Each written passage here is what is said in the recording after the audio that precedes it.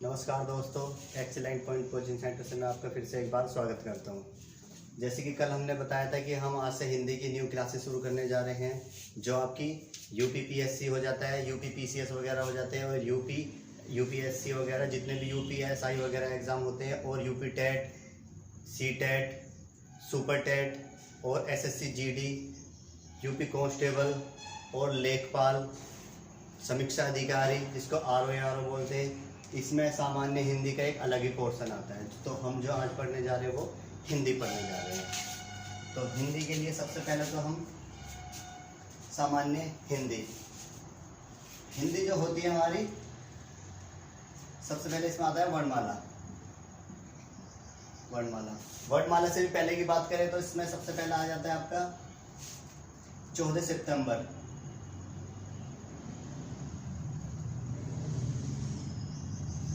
14 सितंबर 1949 को 14 सितंबर 1949 को सबसे पहले क्या हुआ, भारत की राजभाषा क्या बना दी गई, राष्ट्रीय भाषा वो हिंदी बना देगी। और तब से लेकर 14 सितंबर को क्या बनाया जाता है, हिंदी दिवस, राष्ट्रीय हिंदी दिवस। 14 सितंबर को राष्ट्रीय हिंदी दिवस मनाया जाता है। अगर पूछ लेता है कि विश्व हिंदी दिवस कब मनाया जाता है, तो वो 10 जनवरी को मनाया जाता है। राष्ट्रीय हिंदी दिवस ये राष्ट्रीय हो जाता है और ये विश्व हिंदी दिवस हो जाता है। तो दोनों में अंतर है थोड़ा सा, लेकिन कंफ्यूज नहीं होना। विश्व हिंदी दिवस जो 14 जनवरी को मनाया जाता है, और राष्ट्रीय हिंदी दिवस वो आपका 14 सितंबर को मनाया जाता है। तो सबसे पहले जो 14 सितंबर 1949 को जब संविधान बनकर तैयार हो गया था, तो तब से क्या हुआ था, यहाँ पे हिंदी के लिए कुछ भावनाएं उत्पन्न हुई थी, और लोगों ने क्या करा था, अलग अलग राज्य के लिए क्या थे उसमें कि भाषा के आधार पर अलग अलग राज्य बनने चाहिए। लेकिन भाषा के आधार पर गठित एक कमेटी स्थापित की गई थी, और जिसके अध्यक्ष जो थे गोपाल स्वामी अयंगर। इन्होंने क्या किया था, संविधान में हिंदी बनाने के लिए एक प्रस्ताव पारित किया गया था। और इसको देखते हुए जो राष्ट्रपति थे, इन्होंने 7 जून 1955 में क्या किया गया था, उस पर आयोग का एक गठन किया गया था। क्योंकि 1955 उससे पहले क्या हुआ, जो एक मद्रास से एक राज्य अलग होता है, आंध्र प्रदेश। और इसके जो उस समय निवासी थे वो थे पोट्टी श्री रामुलु।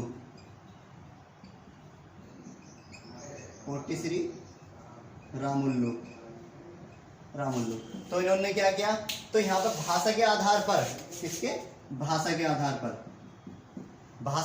पर राज्य का गठन करना प्रारंभ किया। और इन्होंने क्या किया, यहाँ पे 56 दिन के लिए उपवास पे बैठे। और उपवास पे बैठने के बाद भी इन्होंने कहा था कि भाई अगर हमारा भाषा के आधार पर राज्य गठित होता है, क्योंकि ये कौन सी भाषा के लिए कर रहे थे, ये तेलुगु भाषा के लिए। और मद्रास से अलग होकर कौन सा, आंध्र प्रदेश पहला राज्य बना भाषा के आधार पर, कब, 1953 में। क्योंकि 56 दिन के ये उपवास पे बैठे, और उपवास के बैठने के बाद में इनके 56 दिन बाद क्या हो जाती है, इनकी मृत्यु हो जाती है। मृत्यु होने के बाद में यहाँ पर लोगों का इतना भीड़ इकट्ठी होगी, और भीड़ इकट्ठी होने के बाद में यहाँ पे जो राज्य थे, यहाँ पर राज्य के लोग थे, उन्होंने इतना आक्रोश उत्पन्न कर दिया, और यहाँ पे सरकार की आंखें खुली, और उन्होंने क्या किया, भाषा के आधार पर पहला राज्य आंध्र प्रदेश वो बनाना घोषित किया गया था। तो इस तरीके से भारत का पहला राज्य भाषा के आधार पर जो बना था वो आंध्र प्रदेश ही बना था। अच्छा, मैं आप सभी से एक बात और कहना चाहता हूँ, अगर आपको हिंदी पढ़नी है तो आप अच्छे से अपनी कॉपी और पेंसिल लेके बैठे और अपने अच्छे से नोट्स बनाए। नहीं तो आपको आगे जाके कब तक नोट्स बनाते रहोगे। तो एक बार नोट्स बना लो, जो आपको कभी भी दिक्कत नहीं आएगी। तो अच्छे से नोट्स बनाइए आपके, और पढ़ते चले धीरे धीरे।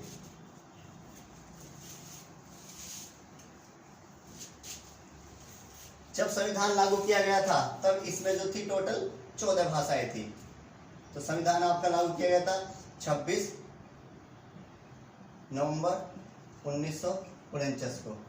इस समय क्या हुआ था, हमारा संविधान बनकर तैयार हो गया था, लेकिन जब संविधान जो लागू किया गया था वो 26 जनवरी 1950 को। यहाँ पर हमारा संविधान बनकर तैयार हो गया था, और लागू कब किया गया था, 26 जनवरी 1950 को। क्योंकि आपको पता है 26 जनवरी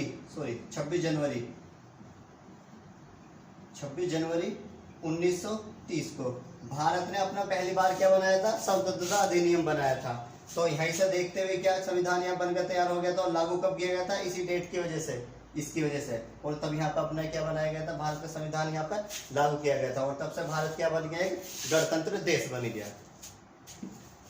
तो जब संविधान बनकर तैयार हो गया 26 जनवरी 1950 को लागू किया गया और तब ही क्या थे इसमें 14 भाषाएं।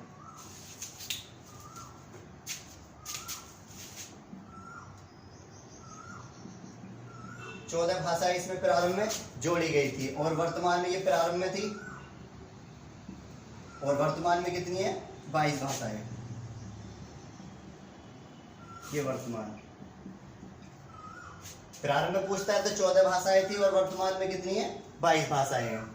तो पूछ लेता है कि कौन सी भाषा कब जोड़ी गई थी, तो उसमें क्या था प्रारंभ में 14 भाषाएं थी, लेकिन इसके बाद में एक आता है 21वां संविधान संशोधन। 21वां संविधान संशोधन और ये कब आता है 1967 में, 1967 में। और इसमें एक भाषा जोड़ी गई थी जो आपकी 15वीं भाषा थी, कौन सी, सिंधी। सिंधी 15वीं भाषा जोड़ी गई थी। और फिर इसके बाद में आता है एक और 71वां संविधान संशोधन। 71वां संविधान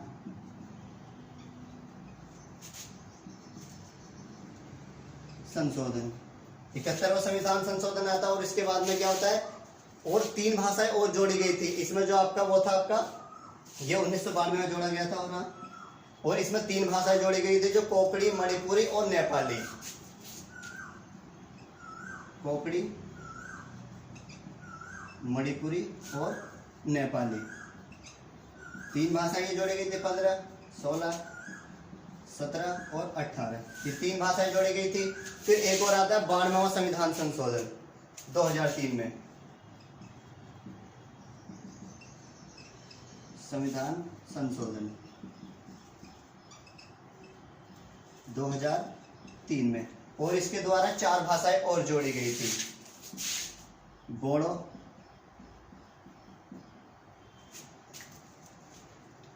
उन्नीसवीं, 20वीं डोंगरी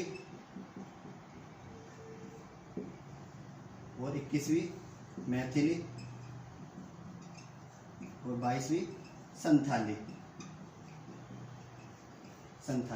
तो इस तरीके से भारत के जो वर्तमान में जो भाषाएं वो कितनी है 22 है। लेकिन इसमें कहीं पर भी किसी भी राज्य में कौन सी या संविधान में अंग्रेजी भाषा का इसमें वर्णन नहीं किया गया है, क्योंकि जो हमारे कुछ ऐसे राज्य हैं, दो राज्य ऐसे हैं जिनमें क्या जो वहां की राजकीय भाषा क्या है, वहां की अंग्रेजी है। एक तो आपका आता है नागालैंड और दूसरा आता है मिजोरम। इन दोनों में क्या है जो वहां की राजकीय भाषा कौन सी है, अंग्रेजी। ये 2 राज्य ऐसे हैं जिनकी राजकीय भाषा क्या है, अंग्रेजी। और ना तो कोई में भी क्या भारत के जितने भी राज्य सभी में क्या अलग अलग राज्य अलग अलग भाषाएं वहां पर। तो इस तरीके से ये भाषाएं जोड़ी गई थी। और इसके बाद में जो था आपका, इसके बाद में जो हम पढ़ते हैं आपकी वर्णमाला। अच्छा एक चीज और बता दूं मैं, जो संविधान की 8वीं अनुसूची है, टोटल 12 अनुसूची है, 12 अनुसूची है। और इन 12 अनुसूची में जो 8वीं अनुसूची है, इस 8वीं अनुसूची में क्या किया गया है, जो 22 भाषाएं हैं, 22 भाषाओं का क्या है इसमें वर्णन किया गया है, जो अच्छे से किया गया है। ठीक है, तो प्रारंभ में पूछ लेता है तो 14 भाषाएं थी और वर्तमान में कितनी है, वो 22 भाषाएं हैं। और अनुच्छेद 343 से और अनुच्छेद 351 तक इसमें क्या किया है, इसमें भाषाओं का पूरा विवरण है। जो 22 भाषाएं इसमें सारा कुछ इनका विवरण है। तो आज जो पढ़ने जा रहे हैं हम वर्णमाला। वर्णमाला क्या होती है, अगर हम इसके संधि विच्छेद करें तो क्या आता है, वर्ण धन माला।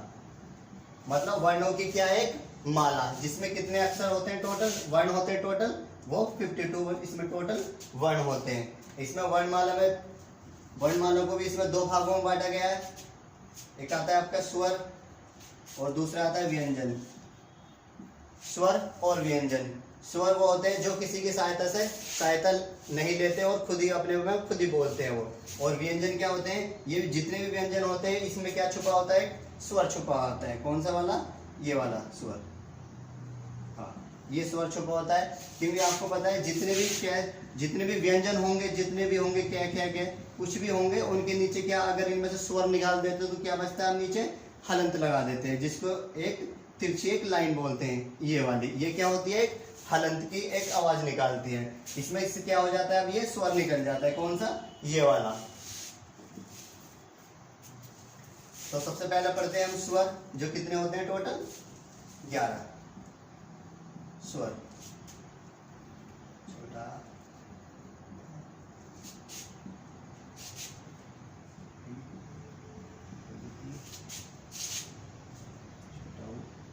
बड़ा ऊ, री, ए, ओ और आ, ओ से व। तो टोटल कितने हो जाते हैं ये पूरे, 11। और जो मात्राएं होती है, वो मात्राएं हमारी कितनी होती हैं, वो 10 होती हैं। मात्राएं हमारी 10 होती है, क्योंकि ये जो होती है इसकी कोई मात्राएं नहीं होती, ये किसमें छुपा होता है, जितने भी हमारे व्यंजन होते हैं, और सब में क्या होता है, ये मात्राएं होती हैं। टोटल कितनी होती है, 10। सबसे पहले ये आ जाता है, क्योंकि किसी के आगे जैसे मैंने लगाया आपका काम, काम में क्या हो गया, ये वाला, और इसके नीचे क्या लग जाता है, ये वाला आ हो जाता है, और ये क्या डंडा, ये वाला। तो ये क्या छुपा हुआ है इसमें, ये वाला आ, और इस तरीके से इसमें से निकल जाएगा, और ये क्या बन जाएगा, इस तरीके से बन जाएगा यहाँ पर। तो इसमें क्या छुपा हुआ है, ये वाला आ छुपा हुआ है इसमें। ये हो जाता है, ई हो जाता है, छोटी ई, फिर बड़ी ई, फिर छोटा ऊ,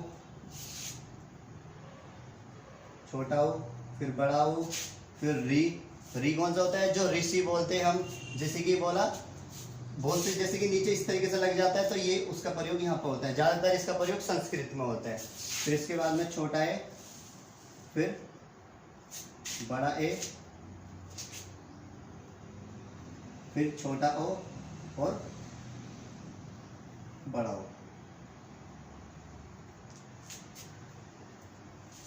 इस तरीके से।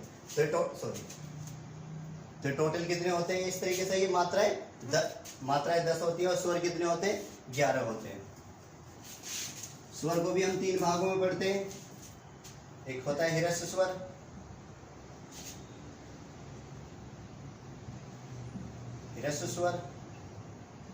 एक होता है दीर्घ स्वर, एक होता है प्लुप्त स्वर।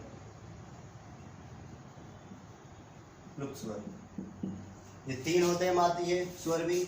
इसमें क्या होता है, इसमें जितने भी छोटे वर्ड होते हैं इसमें छोटे आ जाते हैं, और बाकी सारे इसमें बड़े में बड़ा आ जाता है। और प्लुप्त में क्या हो जाता है, किसी को हम पुकारते हैं तो पुकारने में उसका प्रयोग किया जाता है। जैसे कि मैंने कोई वर्ड बोला, जैसे कि राम, तो जैसे मैंने लंबा खींचा ना, तो ये क्या इस तरीके से हम इसको क्या कर देते हैं, वो खींच देते हैं इसको। तो ये जो होता है बीच में, इसको क्या बोलते हैं, प्लुप्त स्वर बोलते हैं। तो स्वर भी 3 प्रकार के होते हैं। और इसके बाद में जो आता है आपका व्यंजन कितने होते हैं टोटल, वर्णमाला तो 52 होती है, व्यंजन होते हैं आपके 41। स्वर कितने हो गए, 11 स्वर, और व्यंजन कितने होते हैं, वो 41 होते हैं। सबसे पहले आता है आपका का, गा, गा, और ना, चा, छा, जा, झा और चा, फिर टा, ठा, डा और धा और अना।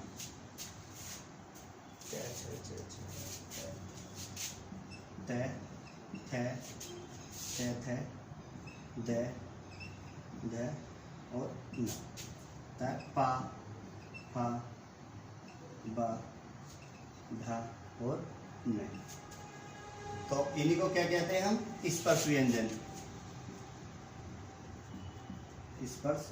व्यंजन। ये कितने होते हैं टोटल, 25 होते हैं, जो कैसे शुरू होते हैं और कहाँ तक, मैं तक होते हैं। स्पर्श व्यंजन ये होते हैं। अच्छा, इनमें जो होते हैं स्पर्श व्यंजन में कुछ ऐसे वर्ड आते हैं, जैसे कि आ जाता है अघोष, सघोष, अल्पप्राण, महाप्राण, अनुनासिक के। तो ऐसे बहुत सारी चीज आते हैं इसमें आते हैं। एक तो आता है आपका कंठ है, इन्हीं को क्या नाम दे दिया गया, कवर्ग, चवर्ग, टवर्ग, तवर्ग और पवर्ग। इस तरीके से इनका नाम दे दिया गया। लेकिन ये किससे बोले जाते हैं? सबसे पहले कवर्ग जो होता है का खा गा गा, तो ये बोले जाते हैं आपके कंठ से।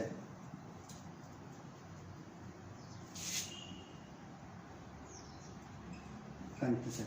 और चवर्ग जो होते हैं ये बोले जाते हैं तालु से या तालव्य से, तालु से। और टवर्ग जो होते हैं आपके मूर्धन्य से, मूर्धन्य से। और ये दंते और फै ये बोले जाते हैं ओष्ठ से, ओष्ठ से। कंठ है, सबसे पहला आता है कंठ है, मतलब जो हमारा कंठ होता है ये वाला, यहाँ से ये वर्ड बोले जाते हैं का खा गा घा णा, ये कहाँ से बोले जाते हैं? हमारे कंठ से, यहाँ से। और जो हमारे ये जो होते हैं, ये जो वर्ड स्पर्श व्यंजन होते हैं कैसे लेके मैं तक, इसका अर्थ ये होता है जो हमारी जीभ होती है या हमारे मुख के अंदर कहीं ना कहीं किसी चीज को वो स्पर्श करती है, इसलिए इसका नाम क्या दे दिया गया? स्पर्श व्यंजन। ये कैसे लेके मैं तक प्रारंभ होते शुरू होते हैं। तो सबसे पहले कंठ आता है, जो कहाँ से बोले जाते हैं? कंठ से। फिर आता है चवर्ग, जो कहाँ बोले जाते हैं? तालु से। जो हमारी जीभ इस तरीके से घूम के कहाँ लगती है? वो ऊपर तालु को छूती है इसको। तो चा छा चा चा डा और टा अड़ा, सॉरी, तो ये किससे बोले जाते हैं? हम तालु से। फिर आता है टवर्ग, ये किससे बोले जाते हैं? मूर्धन्य से। जो हमारी जीभ है बिल्कुल वो पीछे की तरफ हमारी टच करती है उसको, जीभ पे टा ठा डा ढ़ा ओड़ा, तो ये कहाँ लगेगी? बिल्कुल पीछे की तरफ लगेगी, तो इसी को क्या नाम दे दिया गया? मूर्धन्य। फिर इसके बाद में आता है दंते, जो हमारे जीभ होती है वो जीभ हमारी कहाँ पर किसी न किसी तरीके से जो हमारे दांत होते हैं उनको वो टच करती है किसी तरह से, मतलब स्पर्श करती है किसी तरह से। बोल लेते हैं हम ता था दा दा ना, तो हमारी जीभ दांतों को स्पर्श कर रही है, तो इसलिए क्या हो जाती है? दंतीय व्यंजन।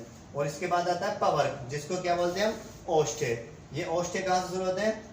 जो हमारे होठ होते हैं, लिप्स होते हैं, ये हमारे दोनों होठ आपस में टकराएंगे तो तभी ये वर्ड हमारे बोले जाएंगे, नहीं तो ये कभी भी बोले नहीं जाएंगे।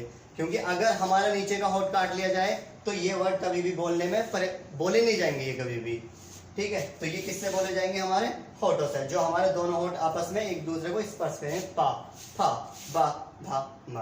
तो क्वेश्चन भी पूछ लेते हैं एग्जामिनर कि अगर आपका नीचे का होठ काट लिया जाता है तो आपको इनमें से कौन सा वर्ड बोलने में कठिनाई होगी? तो कौन सा होगी? वो जो प वर्ग होता है पूरा, प फा बा भा मा, ये वर्ड बोलने में आपको बहुत ज्यादा कठिनाई होगी। अच्छा, और पूछ लेता है कि अगर बुढ़ापे में जब उम्र 70-80 साल के आसपास पहुंच जाती है तो इनमें से कौन सा वर्ड बोलने में आपको सबसे ज्यादा कठिनाई होगी?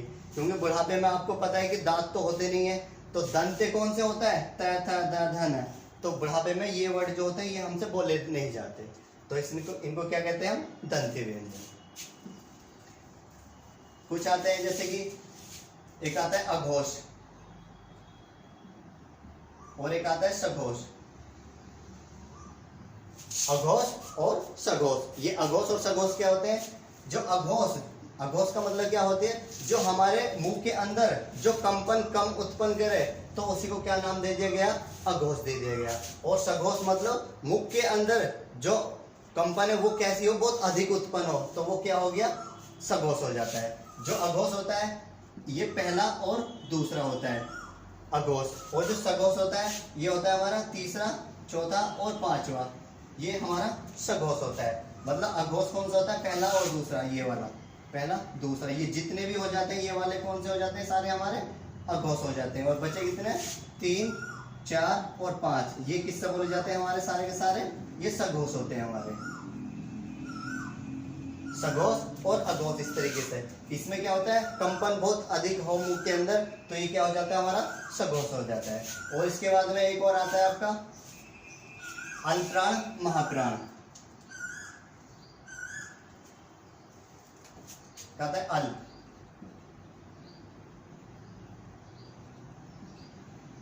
अल्प्राण। फिर एक और नाम आता है महाप्राण, अल्प्राण महाप्राण। अल्प का मतलब क्या होता है? कम, और प्राण का मतलब क्या होता है? वायु। मतलब वायु कैसे निकले मुंह से? बहुत अल्प मात्रा में, मतलब कम मात्रा में निकले, तो वो क्या हो जाता है? हमारा अल्प्राण। और महाप्राण मतलब मुख से वायु कैसे निकले? बहुत अधिक निकले, तो अल्प्राण क्या होता है हमारा? 1, 3 और 5, ये क्या होते हैं हमारे अल्पप्राण होते हैं। मतलब पहला और तीसरा, पहला तीसरा और पांचवा, ये कैसे हो जाते हैं हमारे अल्पप्राण। और जो बच जाता है हमारा कौन सा, दूसरा और चौथा, ये क्या हो जाते हैं हमारे महाप्राण।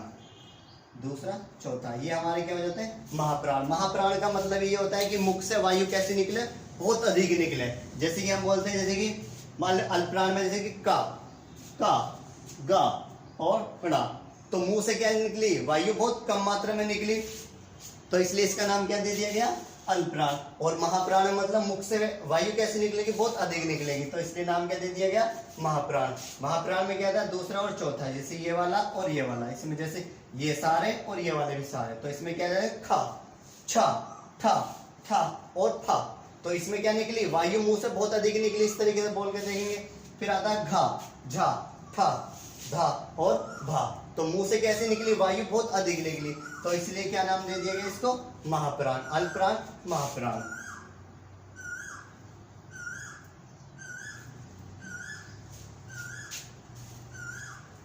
तो एक और आ जाता है अनुनासिक के व्यंजन। ये क्या होता है, जो 5वां अक्षर जो होता है, हर लाइन में क्या होता है, 5वां जो अक्षर होता है उसी को क्या कहते हैं हम, अनुनासिक के व्यंजन।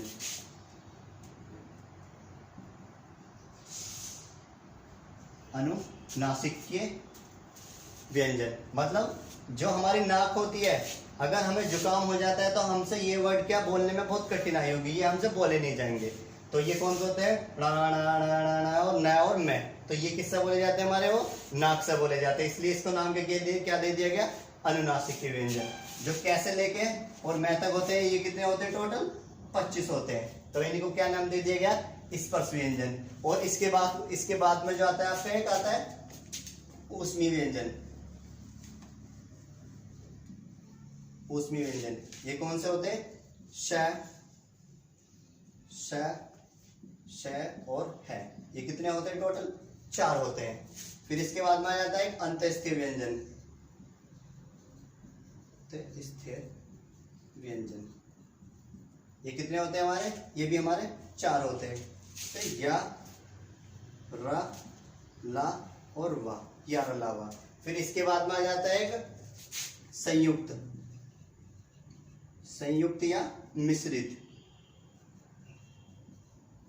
ये भी हमारे 4 होते हैं। 4 होते हैं, छ, त्र, ग्र और श। तो इस तरीके से ये भी हमारे 4 होते हैं। क्योंकि ये कैसे होते हैं, ये 2 वर्डों के मेल से ये बने हुए होते हैं। जो 6 होता है इसको क्या बोलते हैं हमारा, कै, धन, श, इस तरीके से ये इससे मिलकर बना होता है। और जो त्र होता है हमारा, तय, धन, र, तो ये इससे मिलकर बना होता है। और जय कैसा होता है, जय, धन और ये इससे मिलकर बना होता है। और श्र जो होता है हमारा, श और र, ये इससे मिलकर बना होता है। तो इसलिए ये क्या हो जाते हैं, इनको संयुक्त व्यंजन नाम दे दिया गया है। ठीक है, तो इस तरीके से 4 ये 25 हो जाते हैं, 25 4 29 29 4 33 33 4 35 ये हो गए। फिर इसके बाद में आ जाता है कुछ और भी,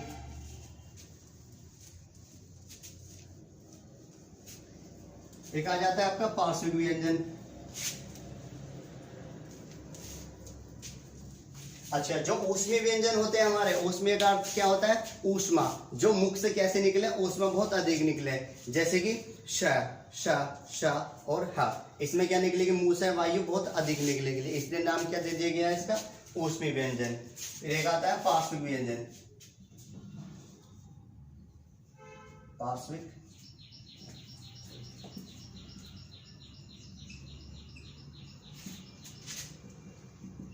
पार्श्विक व्यंजन ये कौन सा होता है हमारा, ला, ला। फिर आता है उच्छित व्यंजन।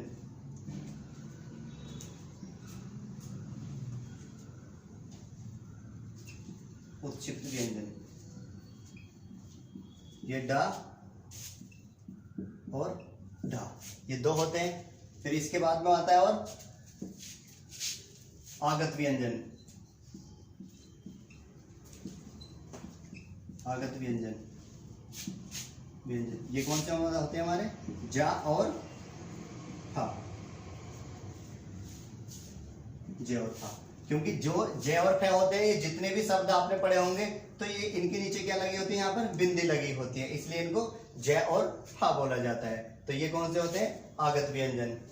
तो इस तरीके से ये क्या होते हैं हमारे, टोटल हिंदी में वर्णमाला होती है।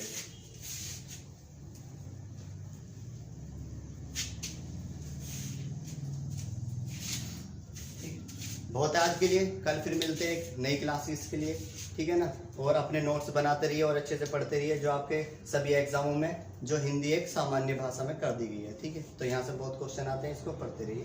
धन्यवाद।